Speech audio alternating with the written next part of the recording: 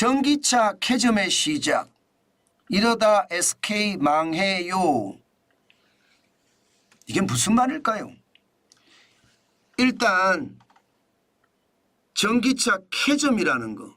이 캐점이 뭔지부터 먼저 지금 확인을 할 필요가 있는 것 같습니다. 뭐 여러분도 잘 아시겠지만 캐점이라는 이 단어 자체는요, 일시적으로 수요가 둔화된다는 뜻이에요. 전기차에 대한 일시적인 수요가 둔화되면서 그만큼 말입니다. SK그룹에게는 먹구름이 끼어 있다. 이렇게 이야기할 수 있는 거고요. 그런데 이러다 SK 망해요. 이 말은요, 지금까지 SK는요 서든 데스에 대한 이야기를 계속 강조해 왔습니다. 서든 데스라는 게 갑자기 죽는다는 뜻이잖아요. 지금 SK가 그 정도로 빚도 많은 데다가 사업군이 미래를 예측하기가 꽤 힘들어져 있습니다. 당장 말입니다. SK의 미래 사업이라고 이야기하는 배터리 사업, 여기가 가장 큰 문제입니다. 이것 악재 중에 악재라고 이야기합니다. 그러니까 SK그룹 전체적으로도 구조조정을 해야 된다. 계열사가 219개가 되지만 버릴 건 버리고 가질 건 가지면서 리밸런싱을 해야 된다. 이런 얘기가 계속 나왔잖아요. 이번에는요, SK그룹의 지금 악재의 핵심이라고 이야기하는 SK온이 말입니다. 엄청난 이야기를 꺼냈습니다. 무슨 이야기냐? 여러분 보시는 것처럼 SK온 비상경영을 선언을 했습니다. 당장 연봉을 동결하고요. 전 임직원에 대한 임원에 대한 연봉을 동결하겠죠. 뭐 직원들까지는 갈 수는 없는 거고요. 그 다음에 C레벨직을 폐지한다. C레벨직이라는 것은 결국 말입니다. 사장급 사람들을 다 없앤다는 거예요. 물론 다는 아니겠지만 CEO는 놔두겠죠. 그러나 최고관리 책임자 CAO도, 최고사업 책임자 CCO도 지금 폐지한다는 거예요. 다시 말해서 비용을 많이 줄이겠다, 이런 뜻이죠. 게다가 혜택까지 다 축소합니다. 후생복리 혜택도 축소하고요. 업무 추진비도 축소하고요. 그 정도로 SK는 쥐어짜기 경영을 한다는 뜻이에요. 지금 쥐어짜기 경영을 하지 않으면 이게 그룹 전체에 미치는 영향이 엄청나게 크니까요. 당장 말입니다. SK온은 계속 적자를 내고 있는 것, 제가 여러분에게 말씀을 드렸습니다. 2022년에는 거의 1조가량의 적자를 냈거든요. 9,912억 원. 그리고 2023년에도 5,818억 원의 적자를 냈고요. 올해도 마찬가지입니다. 작년보다는 좀 낫다고 하지만 3,315억 원의 적자를 냈단 말입니다. 지금 이대로 계속 적자 행렬을 이어갈 때는요, 지금 SK온은 버티지 못하고 무너질 가능성도 있습니다. 만약에 그렇게 됐을 때 SK가 괜찮을 것인가? 그래서 SK에서는요, 최태원 회장도 계속 서든데스를 강조를 했거든요.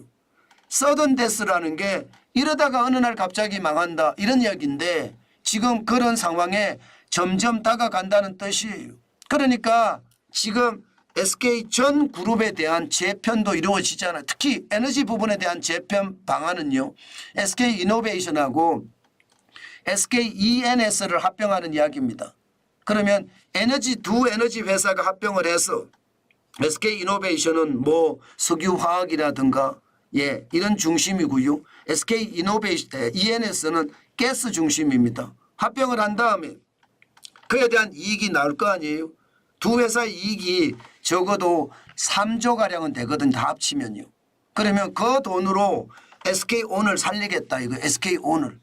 SK온이 지금 적자가 계속해서 나니까 이거 계속 살려나가면서 다른 한편으로는요, SK온이 미래 사업을 준비할 수 있게끔 가겠다, 이런 뜻입니다. 그렇지만 이게 만만치가 않아요. 왜냐? 전기차 캐즘 일시적으로 지금 성장이 둔화되고 있는 이 상황이 오래가면 어떻게 될까요? 오래가면 돈을 퍼붓기를 천문학적으로 퍼부어야 됩니다.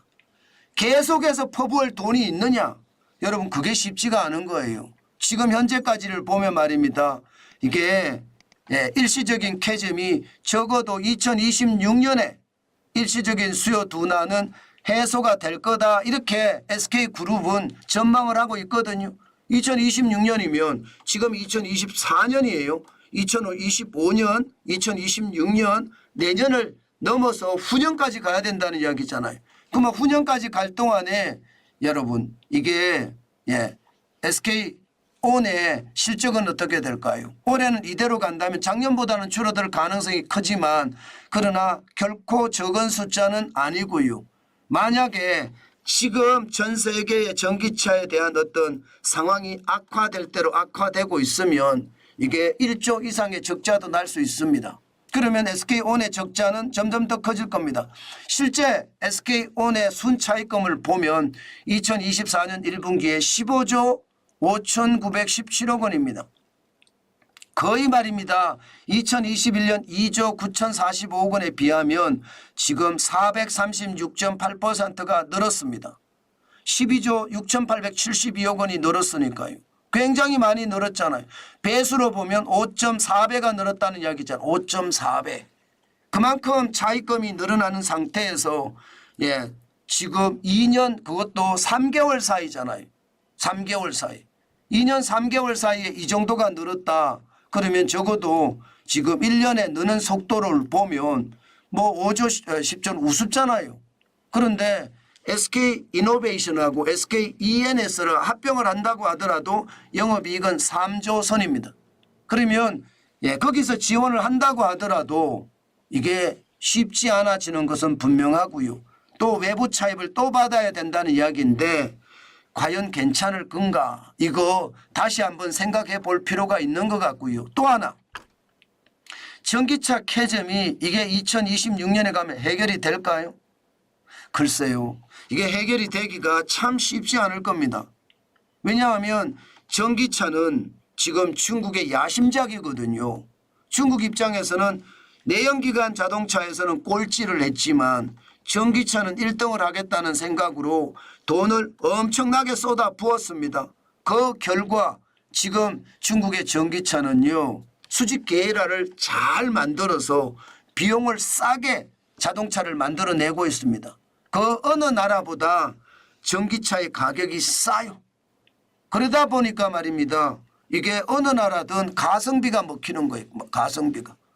미국에도 먹히고 유럽에도 먹히고 아마 대한민국에도 먹힐 겁니다. 그러니까 미국은 당장 말입니다. 중국산 전기차 들어오지 마. 관세를 대폭 올립니다. 관세를. 뭐 지금 현재보다 100% 더 올린다고 이야기했으니까요. 유럽도 말입니다. 엄청나게 올렸습니다. 관세를 한 40% 이상을 올려버렸습니다. 그래서 막아보고자 하는 거예요. 그런데 막아보고자 하면서 결국은 계속 부딪힐 거 아니에요. 그 부딪힘이 전기차 캐즘의 상황을 더 연장시키는 것은 아닐까요?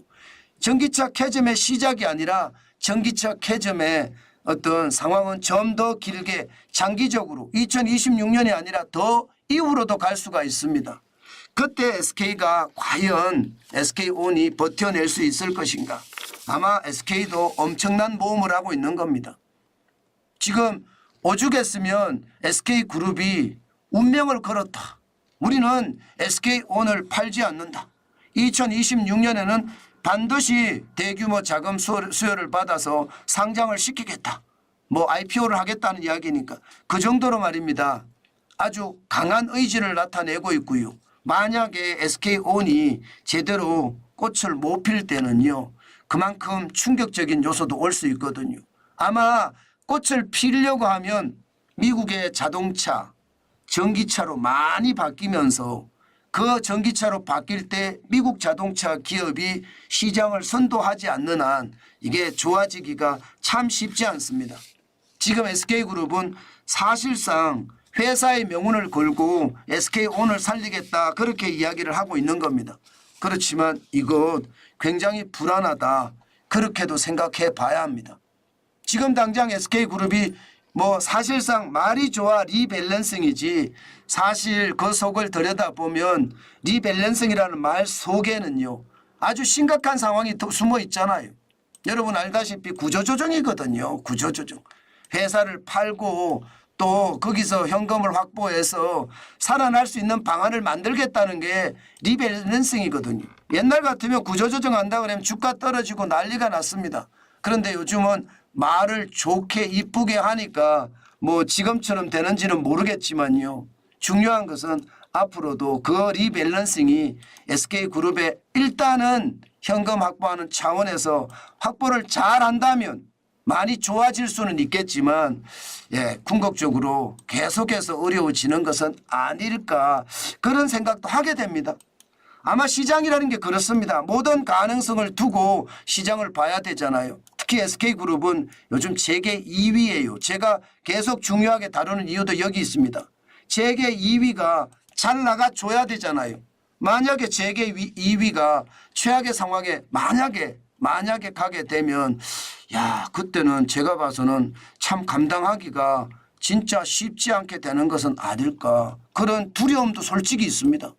그렇지만 여러분 시장은 정환진 TV를 보시면서 어떻게 돌아가는지 경계감을 가지고 대응하는 것 그 어느 때보다 필요하다. 그렇게 말씀을 드리면서